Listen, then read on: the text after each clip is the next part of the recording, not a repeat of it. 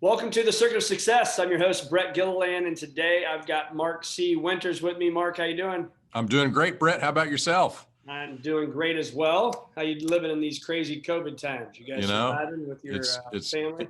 interesting times, right? Every day brings a new perspective. So we're just trying to learn and get better every day. Absolutely. Well, I was introduced to you from Gino Wickman, who was on the podcast, and he absolutely crushed it, as you probably know that he would do that. And so he recommended we connect, and so here we are. So excited. I know you are, an entrepreneur, a business owner, an author, a father, husband, all these things, right? And you've got a lot going on in your world. But where I always like to start, Mark, is really what's kind of made you the man you are today. You don't just wake up and do all this stuff. So kind of give us the backstory. Who is Mark C. Winters? Wow, that's a big question. So, born in a small town in Oklahoma, went to school at the University of Oklahoma, went to work for Procter & Gamble right out of school, and, sort of cut my teeth there, really in sales at first, and then got involved in a lot of integration of companies that we were acquiring at that time. Went back to business school at the University of Chicago. And in business school, that's where I caught the entrepreneurial bug.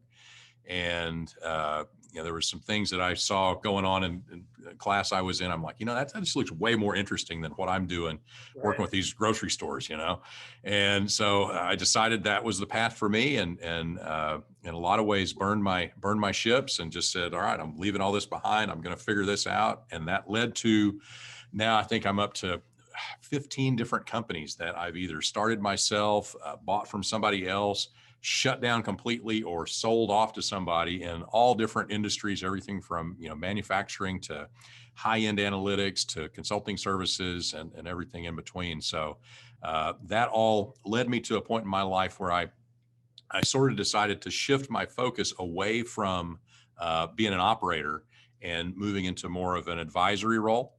And I started some peer groups. I'd been involved with an organization called EO, Entrepreneurs Organization, you're probably familiar with.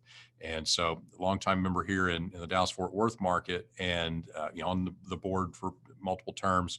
So I understood the value of a peer group. So I also got involved with Vistage and started 4 Vistage groups here in Dallas-Fort Worth, did that for a while. And then just through really fate and good luck, I was told about the book Traction, and that led me to read that and meet the guy named Gino Wickman, who you mentioned earlier. Yeah. And Gino and I had a lot of history in common, and so we became fast friends, and that ultimately led to he and I collaborating on the book Rocket Fuel, and here we are. That's awesome. So talk to us about Rocket Fuel. Great book, by the way, so you can pick that up at any major place you can get books. But kind of for you, what was the passion behind that, and why did you guys write that? Well, so at the time when Gino approached me about it, the project, in my own history, I had an experience that really represented this visionary integrator combination. For your listeners that may not be familiar with it, Rocket Fuel is all about the 2 types of leaders we find at a helm of an entrepreneurial company that can really take it to a higher level. And one's the visionary entrepreneur, and I know that's the name of your firm is Visionary. So a lot of your listeners are probably really familiar with that role. That's the the creative spark that gets the business started in the first place, typically. But the integrator is this complementary leader that is really great at execution. They're great at follow through. They're great at making things happen. So the visionary kind of makes it up, the integrator makes it happen. And when you can have those 2 together, it's just super powerful. So in my experience, I'd seen that work. In Gino's experience of his own companies, he had seen that work. And then he and I were both working with companies to implement EOS, the entrepreneurial operating system. So exposure to lots and lots of these entrepreneurial companies. And what we were seeing was, in the ones that had effectively built this combination of a visionary and an integrator, they were just performing at a much higher level. So just tremendous power there. And so Rocket Fuel explores what that structure looks like, how it works, and it really creates a structure to maximize that power that exists when you bring those 2 types of folks together. Well, it's huge because I look at our firm, Visionary Wealth Advisors, and I call Tim Hammett my co-founder, and he's the president. I'm the CEO of the firm, and I call him the bulldog, right? Because we can come up with these ideas, and then he is the integrator. And it's amazing the stuff that he can do. And I think that's so important, right? To know that with somebody, maybe we got lucky. I don't know. I don't think we went into starting Visionary knowing that one could do one thing and one could do the other, but it just kind of happened. And I think the most important thing that I have found is communication is key in that. Mm, And then also checking your ego at the door, which is hard to do, right? Is 100%. sometimes if he's the integrator on something, I may not be as involved early on. You want to be involved, right? You want to be, it's your baby. And Yeah. then vice versa for him, he may want to be involved in something that I'm doing, and it's difficult. So when you hear me say that kind of stuff, what comes to mind? What are your thoughts? Well, a lot of things. One, you are lucky that you sort of stumbled into that. You didn't. That wasn't necessarily your intent, but you're super fortunate that you had that other person there with you. And you guys really had each other to create that combination on your own. So that's wonderful. And you hit on a couple of key points. The communication. We have a set of rules. The 5 rules that we talk about to really help the duo maximize their power. And one of them is stay on the same page. Really, that's the first rule. And that speaks directly to communication and the effort and the discipline that's required to make sure that you're not catching each other off guard, that you're not surprising each other, that you're not operating out of alignment with each other, and really doing the work to make sure that you're almost 2 halves of the same brain. You're different halves, but you're 2 halves of the same brain, so that after you have gotten on the same page, if somebody were to come up and ask you about something, you'd give them close to the same answer, right? And then, like you mentioned, being able to defer the responsibility for certain things to the other, so that you've got really clearly defined roles and responsibilities, so that somebody's taking the lead, somebody's taking accountability for the important things and making sure that they happen. You're collaborating, you're helping, but at the end of the day, somebody owns it and is making sure that we're taking care of it the way that we need to. So you're very naturally. It's interesting to hear you say that. Without the guidance of what we captured in the book, you've sort of instinctively gone and done this. So that's fantastic. Yeah, it's funny you say finish each other. I was starting to kind of smile and laugh when you said that, because there's many meetings, right, that we're in where somebody says something, I'm like, okay, I know exactly how he's going to answer that, and vice versa, right? We got our little jokes, and I'm like, okay, here we go. Here's what he's going to say, and I think that staying on the same page is critical, and that communication. So anybody listen that has a business partner and partner at home, whatever it may be, we talk at the end of every day almost. And last night we had this spark. I was waiting for food to come out to the car, bring it home to the family, and this idea kind of hit, right? And then so now it was taking that idea, a visionary idea. Now let's integrate it. Let's massage it. Let's think about it. Will this work? Will it not work? And then what we're going to do is take some time in the next couple of weeks, a full day retreat, right? We'll spend time on that, massage it, think about it, see if it makes sense to implement into our firm. So again, when you hear that, kind of some thoughts maybe for our listeners about thinking, strategizing, communication.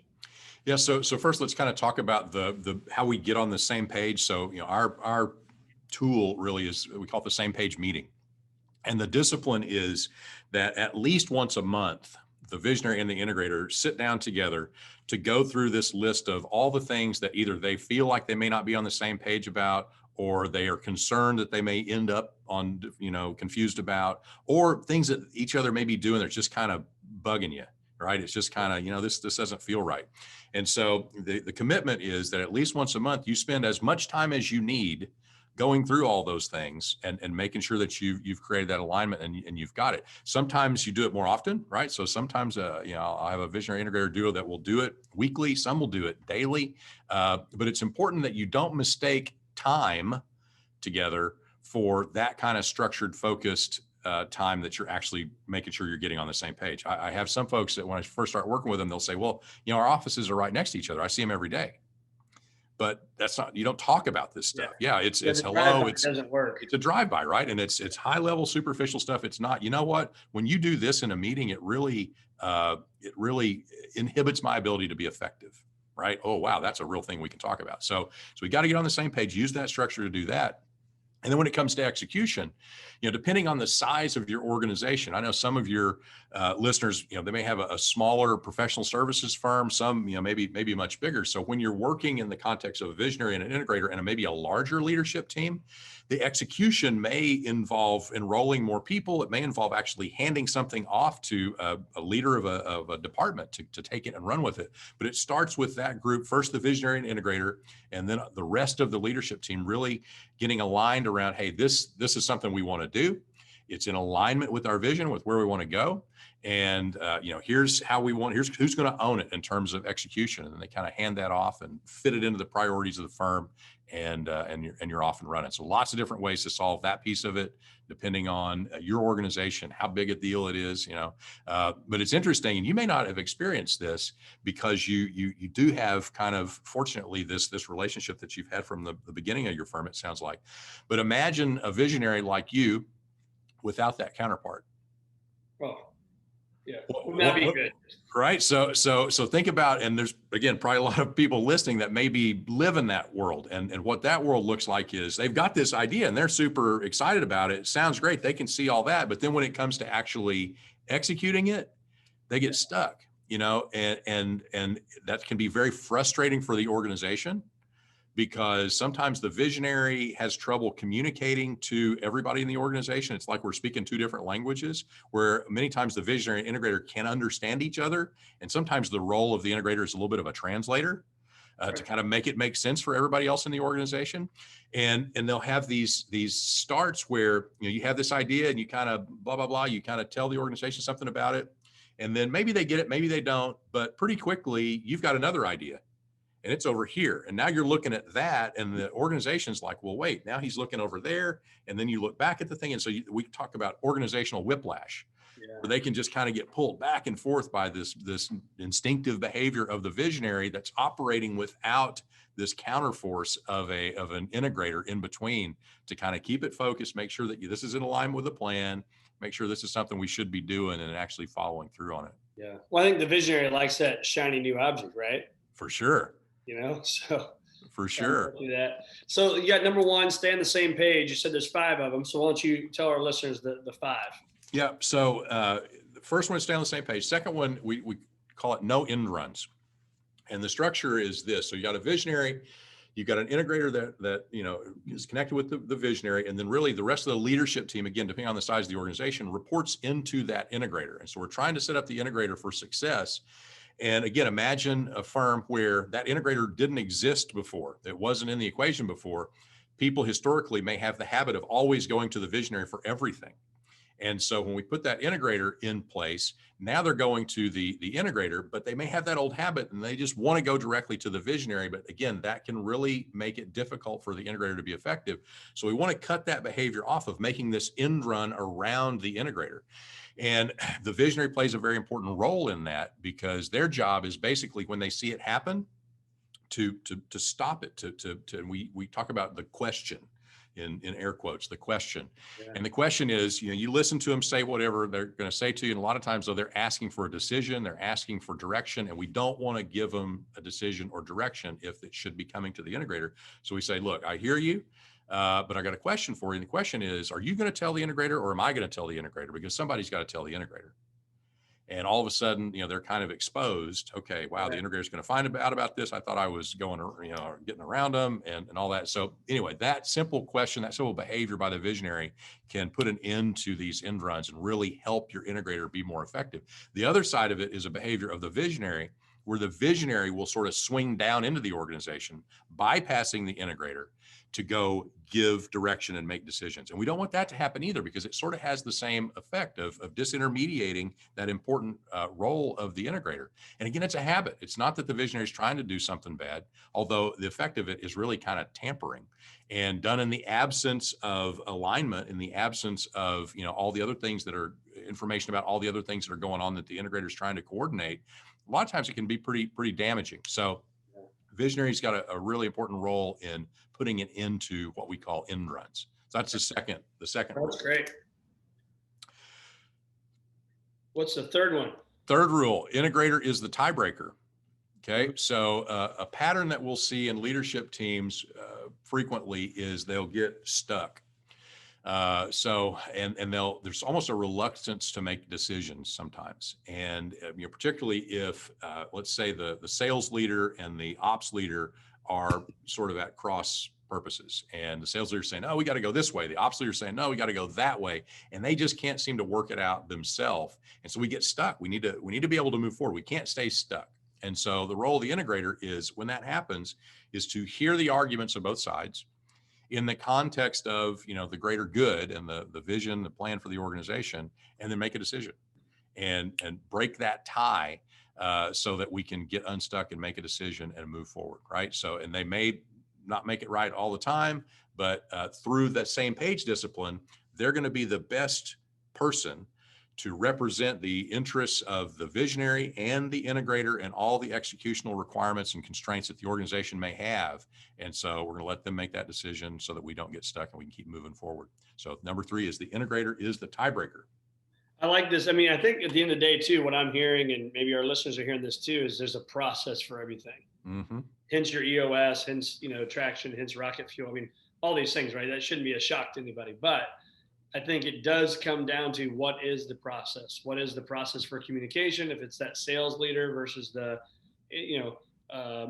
ops person, what's the process of reporting that information? And again, I'm a big believer in, we do an every other Tuesday meeting as a full team, executive team. We have an inter-quarter meeting, and then we have a quarterly offsite retreat. Okay. I'm a big believer in those steps because, again, you can't communicate too much. You really can't. And I think that's helping the team. And I know it helps me if I'm flying at 200,000 feet up here, it helps me come down and start to hover over the weeds a little bit and get in there. Right. Right. And maybe allow somebody else that likes to be in the weeds to come up here, come up for some fresh air and think about that stuff. Right. Yeah. It's an opportunity to kind of step back and, we talk about it as working on the business instead of in the business. So we need the leadership team to be able to step back and look at this whole thing together from really a general management perspective. And not just their silo, not just their typical day-to-day area of responsibility, but kind of see how this stuff all fits together, and then helps us see the most important, impactful things that we can be working on to try and make it better. That's right. So talk to us about number 4. Number 4 is we call it the owner-employee rules of the game. And so number 4 is that you must be an employee when working in the business. And this probably is relevant for a lot of your listeners. So if someone is an owner, a lot of times left to their own devices, the way that shows up is they kind of do whatever they want and they behave however they want. They're sort of outside the rules and they just kind of do their thing, and they'll play the owner card anytime that, something comes up that they don't really want to comply with or do. And it creates a lack of integrity in the rest of the organization when that happens. So a couple of observations here. Number 1, there are 2 clear rights of an owner, but just 2. And those 2 are, you got your rights to your share of the profits, however that works and whatever kind of structure you've got. And number 2 is you've got your rights to a say in the major decisions of the business. The major decisions, not every little decision, but the major decisions. So, we're going to sell the company. Are we going to take on a new shareholder? Are we going to buy a building, right? Take on some big debt or whatever. So you're going to have a vote or however that works in your decision-making process for the owners. What an owner does not have a right to is to be an employee in the organization. And that may come as a surprise to a lot of people because a lot of them think they do.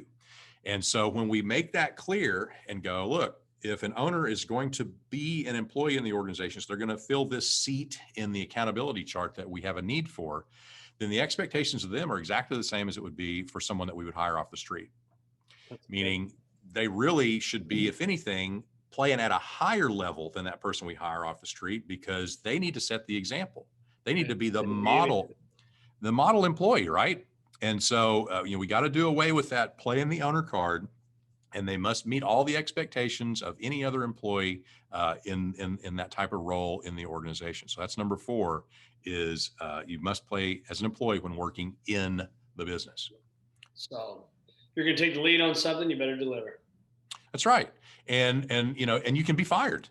So if you're not going to do that, if you're not going to, play by the rules and meet the expectations that we've set for this organization, then we need to get somebody else. That's the best thing for the business. And there is a place to go play owner. So, we have this concept of an owner's box, which sort of sets aside from the accountability chart.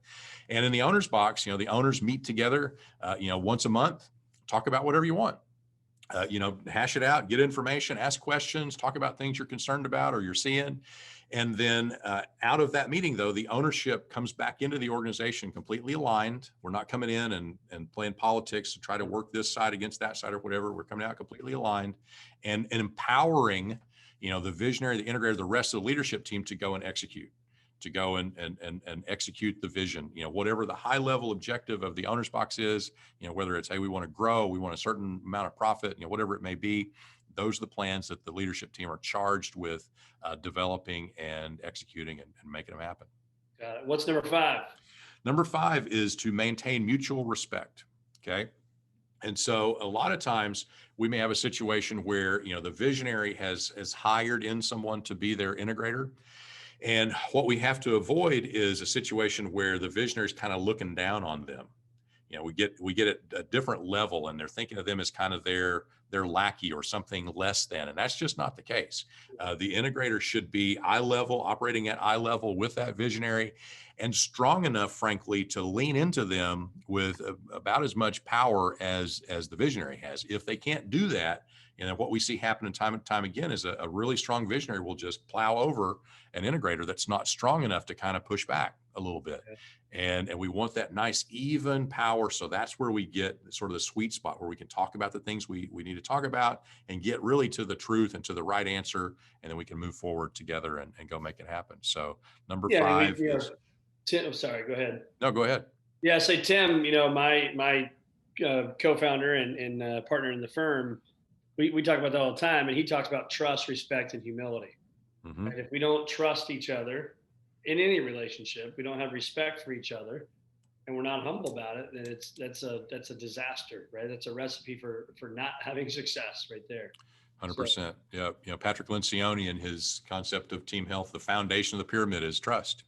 Yeah. And really it's the trust that, not that what you're doing. It's not that I trust you to get the numbers right, but it's I trust you enough to be vulnerable with you and share something that's potentially dangerous to me. Right. So I sort of open up my armor in front of you and I hand you a dagger, and I trust that you're not going to stab me in the heart with it. Right. Right. Yeah.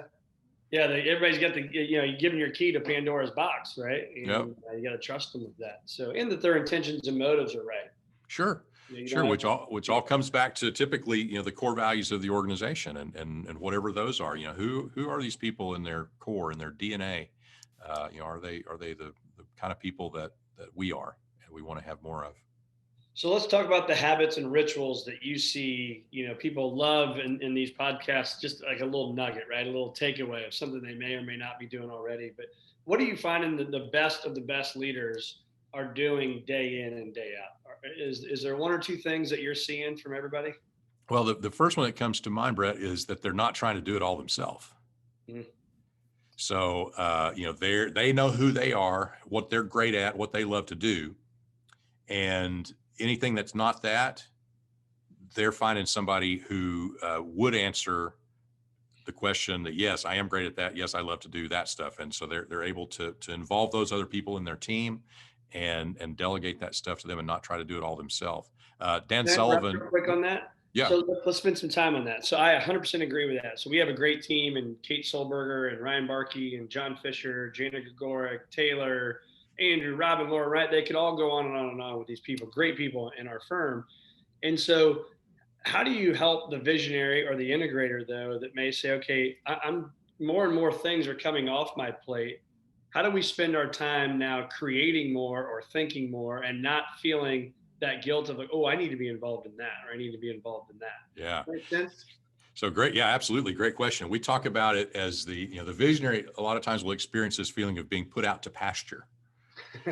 Okay. Does that resonate with you a little bit? That's not true. No, it's not true. Exactly what you mean. Yeah. Yeah. And so sometimes it'll take 6 months or a year to sort of work through this. But when the integrator coming on board is where they feel it the most. And then the integrator may feel it as they strengthen their leadership team. Yeah. But, it's this feeling of being put out to pasture. It's kind of like, wow, I'm not doing anything because you're not doing the same stuff you were doing before, but you're doing different stuff. And, one of my clients expressed it this way: just because it doesn't feel like work doesn't mean it's not super valuable, super important, and super helpful for the company. And so it's just getting you in that sweet spot. When you're playing in your sweet spot, it doesn't feel like work.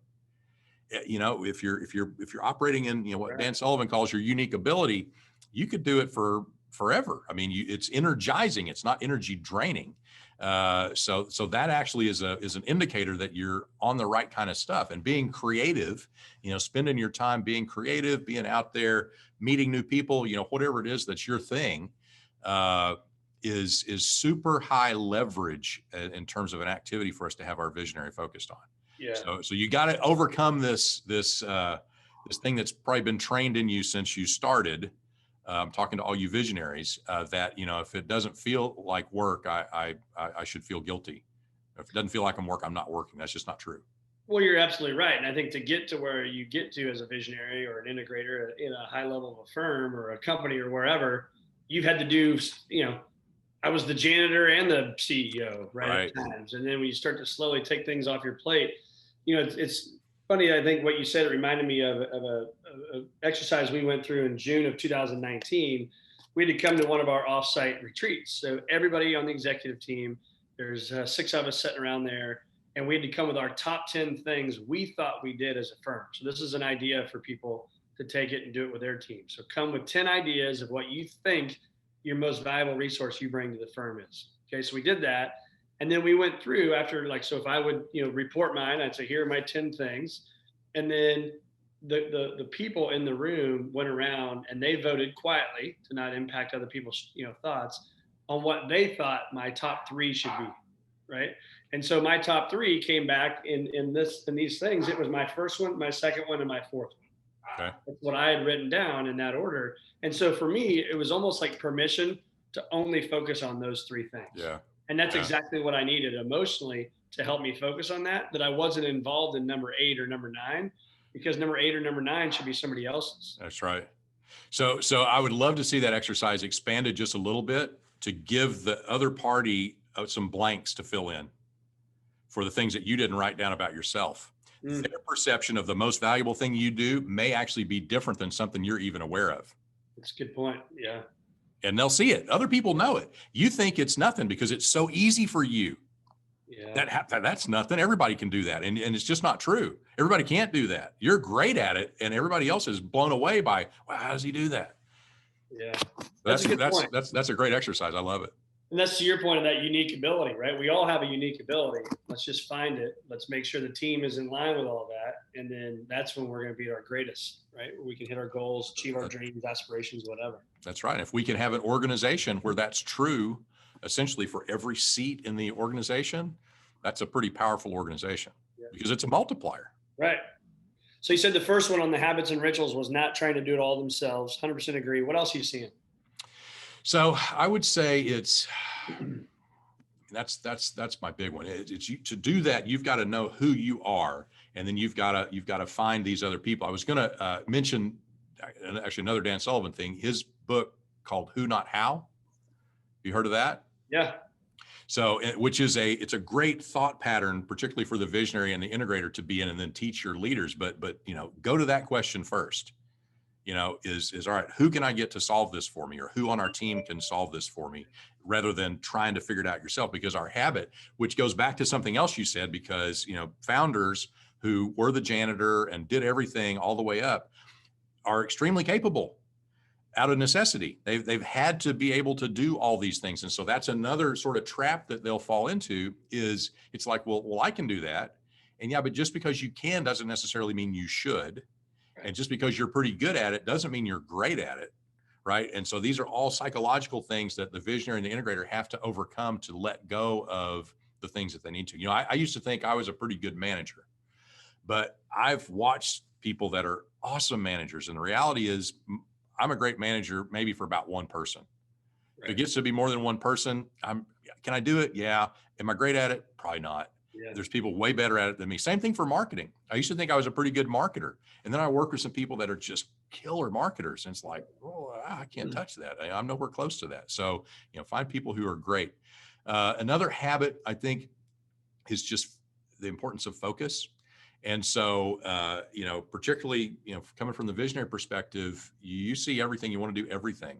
And if you try to do everything, you're really doing nothing. And so it really is about narrowing it down to what is the maybe the one thing. Ideally, it's the one thing But, no more than really maybe the three things that we're going to do, this year, this quarter, this whatever, at a high level.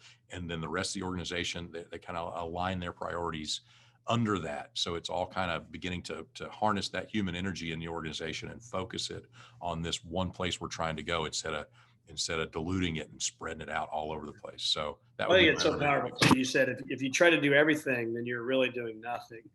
That's so true. You try to be the guy involved in it all. You're not in your unique ability, and therefore it's not going to be the best work.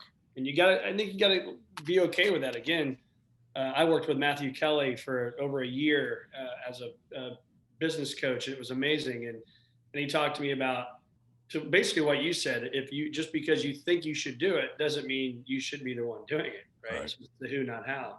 I also laughed a little bit. I've been telling my 6-year-old son that when we drive our 4-wheelers, he always finds this one spot that's got all this water, and he just rolls through it like crazy. And I'm like, just because you can doesn't mean you should, right? And you can apply that to work as well. Just because Right. you can do something, to your point, managing multiple people doesn't mean you should be doing it. Right. And I think it's true at an organizational level as well, right? So we got to know what our focus is as a business. Right. Because a lot of times, again, the shiny object comes up over here, and here's some opportunity that someone has, brought to me, or I've found out about, and it's kind of like, man, it looks like a good opportunity. And we take this business that's not about that, and all of a sudden we pointed at that, right? And that's very dilutive and slows us down. So the more we can kind of push that stuff away and stay really, really focused on that, hopefully that one thing. Yes. Powerful. As we're coming hopefully to an end here with this COVID stuff, as this vaccine stuff comes out, somebody asked me a great question the other day: is what is this made possible for you, right? What has this pandemic made possible? And I thought it was a great question, Brian McRae. I'll give him credit for that. But what are you finding, either yourself or others, or have made possible over the last 8 to 9 months? So the first one is that like this Zoom, everybody's now a very highly trained Zoom user. Right. And so that creates a lot of opportunities in terms of, location-based communication where they're not constrained by that. So it's expanded the opportunity to work, to collaborate with people, to involve talent, from outside of a marketplace where you may be focused on it. My clients, it's interesting to kind of watch them process this, because the shape, just listening to them talk, the shape of the commercial office footprint, it feels like is going to change. Yeah. I've got folks that are, that aren't changing. They're going to keep it just like it's been, and that's what they want. I've got folks that are going to make it smaller. I've got folks that are going to go away from it completely and go 100% virtual. And it's not just one. It's enough that makes me think, that's interesting, right? So that's a shift, and figuring out how to have the same type of, we talked a lot about trust before, but how to have the same type of, relationship capital moving back and forth via a medium like this is an interesting challenge that people are finding ways to work through. I was with a group the other day, and I had maybe 11 faces on the screen, and it was a leadership team from a pretty good sized business. And one of the observations was, I like this better than sitting there in person, because in this one screen, I can see everybody's face at the same time. When we're there in person, I have to look around. I have to turn my head. So when I'm looking at this person, I'm not seeing what's going on over here. And I thought, wow, that's really interesting. Really quickly, just through all the little tiles, you can see the, those nonverbal expressions that are happening in real time for everybody. And I thought, that's interesting. I wouldn't have guessed that until it actually happened.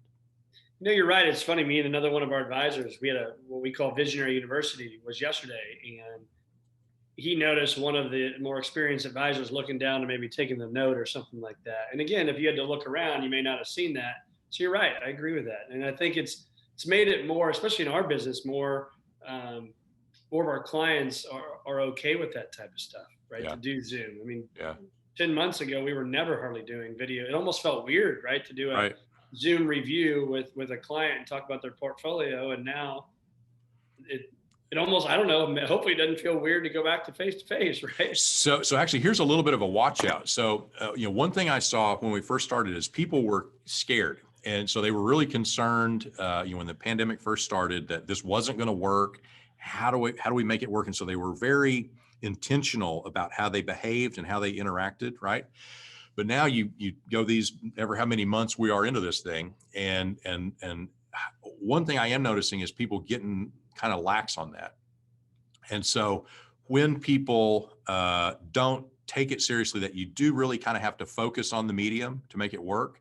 And all of a sudden you've got all kinds of chaos going on around you, behind you, whatever. You've got another screen up over here that you're kind of distracted by, or things like that just aren't good disciplined Zoom behaviors. It doesn't work as well. Right. And that stuff would not happen in meat space, in human space, right? So, people can't get lax about it. They've got to stay intentional and stay disciplined. And if they will do that, I think it can be a multiplier for them. I've never even thought you said something made me think of this question. So I've never asked this, but is there anything that, and maybe there's not, that you're thinking, hey, we really need to be conscious of this when we go back to work? Right. We've been away from people, right, for so long, except maybe those few handful of people we've been around. And maybe that's something you and I strategize about. I don't know, talk about, but I wonder what the risk is when we go back to work. So there's two things that come to mind for me. One is, I sort of instinctively think, well, we should take advantage of it to spend time together. If we're going to be in the same place, let's use that for really, face-to-face time together and to be together. But then the other side of that coin is that may be a big distraction. So there's a productivity thing that's going on here where people aren't distracted by the things that they get distracted by normally in the office. They're able to filter that stuff away, which, a lot of my clients, again, are seeing big boosts in terms of productivity. So, you may lose that. So I think there's probably a trade-off there, between how much you're one of the other. But it's an interesting question to think about. I don't know what the right approach would be for that, or thing to think about. Maybe that's your next book idea, right? You get that whipped up by like April or something. Yeah, I have it ready. Yeah. Hopefully sooner than that. Yeah, exactly. I think I saw Dr. Fauci said yesterday they didn't think that July or something like that, we'd be in NBA stadiums or something like that. But maybe by the start of football, we'll have packed stadiums by next year. So It's crazy. I mean, I think at that point you're a year and a half later. And I don't know about you, but I was debating on pushing a trip back like 4 or 5 weeks right when it started. I'm like, this will blow through in 4 or 5 weeks, and that'll be a year and a half. Yeah, I have some friends that I think they've rescheduled 8 trips. And it's like everything they book gets canceled. It's kind of like, you guys are the kiss of death for a travel thing right now. It's interesting to see how people are responding. I'm in Texas, and so there's a lot of people doing a lot of stuff. And I mean, we have football, and I go to college football games, and parents at least are going to high school football games, and we don't have anything right now like that. Nothing, literally. I mean, I have 4 boys, and we have no sports going on right now. My oldest son got to play golf in the fall. They had a somewhat of a normal season. They canceled the state tournament. He's only a freshman, so he wasn't going anyway. But just, I don't know, disappointing. Very disappointing. Yeah, that's you don't get those years back. That's super frustrating. So let's talk about some of the things that where you helping a ton of people, right? You've got Rocket Fuel, you've got Integrator Academy Masterclass, and then you've got the Integrator certification. So talk to us about that. I know it's kind of a step-by-step process, right? So talk to our listeners about that. Yeah. So the way that we kind of think about the Rocket Fuel journey, if you will, is there's sort of 3 phases. The first phase is to crystallize your understanding of the concept. So really, what is a visionary? What is an integrator? Is this a structure that might be able to help me and my organization? And then once you're clear on that, you say, yep. Then the second step is to connect, which, you fortunately kind of walked into, but a lot of people aren't that fortunate. And so they've got to go find their integrator. They got to go find their visionary and get paired up, get connected. And so we got a structure for that. And then the third thing is, once you're together now, is to maximize. So take this power, this really it would be friction normally left to its own devices if we're not disciplined about it, and turn that into a positive power that can grow the organization. So crystallize, connect, and then maximize. And so to help folks move down that journey, we got a couple of different resources. One is, we call it Rocket Fuel University. And that's kind of the starting place. That's the place for all visionaries and integrators and others that care about their success to meet together in a sort of a collaborative community. And the entry path to that community is a video course called Rocket Fuel 101. So it takes a lot of the concepts from the book and little video segments, and just in a couple of hours can really spin somebody up on what this stuff's all about. So then they can have a really good discussion in that launchpad community. And then from there, for the integrators, if they've identified as an integrator and they really want to become the best integrator they can be, if they want to understand what it looks like to be truly great as an integrator, then we have a path for them to go into what we call the Integrator Academy Masterclass. And that's a 4-week intensive where I'm working with them. And again, we're teaching them more stuff. We're showing them what it looks like to be great, helping them learn about the things they need to work on through some live group coaching sessions to kind of move them down the path and help them to master their craft. And then for graduates of that Academy Masterclass, we invite them to apply to be a part of the Integrator Certification Program. And that's a program where they can earn the right to use the designation of being a certified integrator or a professional integrator, depending on what level they're shooting for, and really continue to work with the highest level of integrators that are really dedicated to continuing to work to become great and really master the integrator craft. So, that's a handful of things that we've got out there that might help folks. They can find everything at rocketfuelnow.com. So that really leads rocketfuelnow.com will lead you to whatever door is the right door for you. Got it. So final few questions. So I write a check today. You can't pay off if there are any debts, and you can't invest it like with Visionary Wealth Advisors. I write you a check today for $10 million.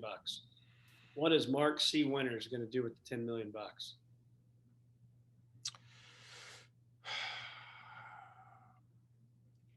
I'm going to work with young entrepreneurs, and I'm going to help them get started. So let's allocate it. Okay. So I'm going to take 3 million and I'm going to allocate it to helping the young entrepreneurs. This is really in alignment with what Gino's working on. I didn't know you were going to ask this question. And so it's interesting that that's where I went to help them figure out if that's really what they are, help them get started. I'm going to take 3 million and I'm going to use it to help folks that are currently entrepreneurs to get really unstuck and do more of what they intended to do. The entrepreneur that we encounter all too often, they had this dream of what it was going to be like. I was going to make tons of money. I was going to, have lots of freedom of time. I'm going to make a big impact, work with people I like. You jump in on them, 18 months later, and they have never worked more to make less. They don't feel like they're having an impact. They don't like a lot of the people that they're working with. And they're just super, super frustrated. And so I'd help them to become unfrustrated so they could tap into their freedom. And then the last chunk I would really use to expand that concept of what freedom looks like. And it's different, Brett, for everybody. So your definition of freedom is completely different than my definition of freedom, is different than my wife's, and so on down the path.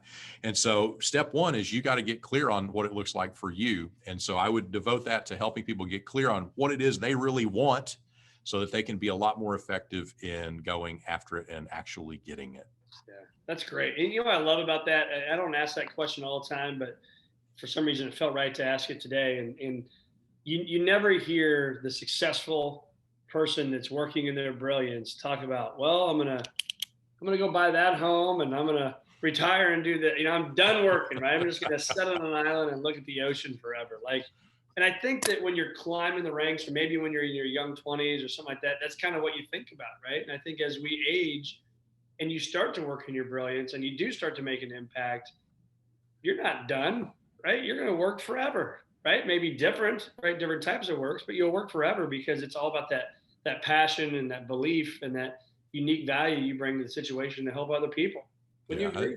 I do. And again, back to our earlier conversation, it doesn't feel like work. Yeah. Right? When you're playing in the right spot, it doesn't feel like work. And so I think that's a really, really important piece of it. Yeah. No, and people ask me that a lot. I'm like, yeah, I get to sit around and talk to clients and advisors and do podcasts and talk about dreams all day long and mindset and what it takes. And I love what we do. Yeah. And so we're very, very blessed with that. So, On that note, my dad was a family physician in a small town in eastern Oklahoma for, until he was like 75 years old. I think he retired.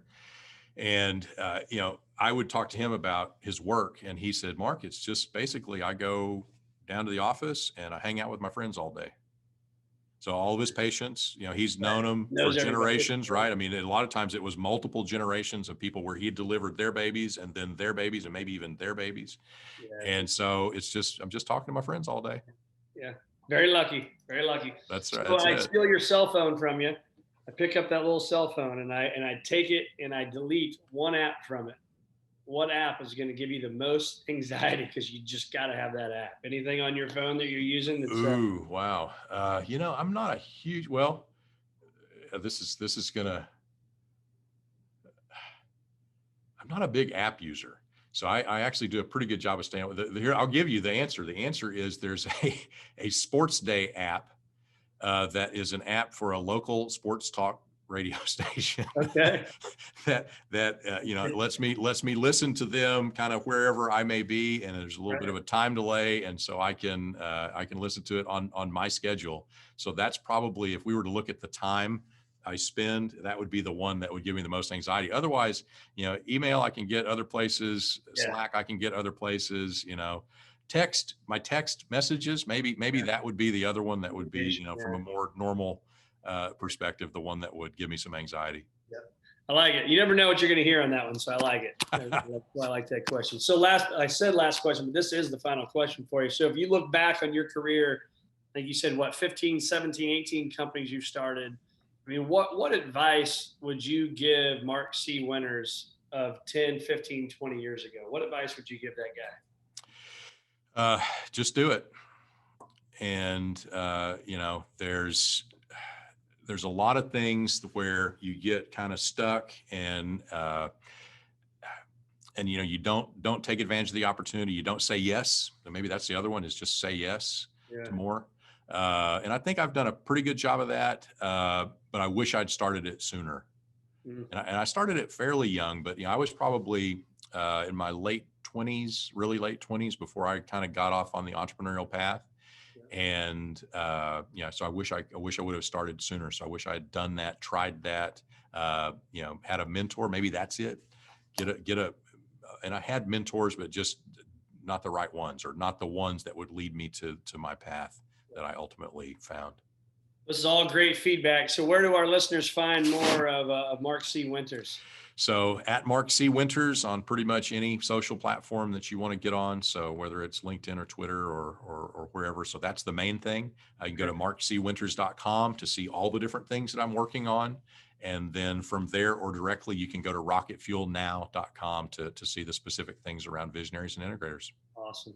Well, it's great having you, Mark. Really enjoyed it. Tons of value. I took 3 pages of notes here. So it's always good when I can walk out with some notes, Well, I've really enjoyed our conversation, Brett. I appreciate you having me on.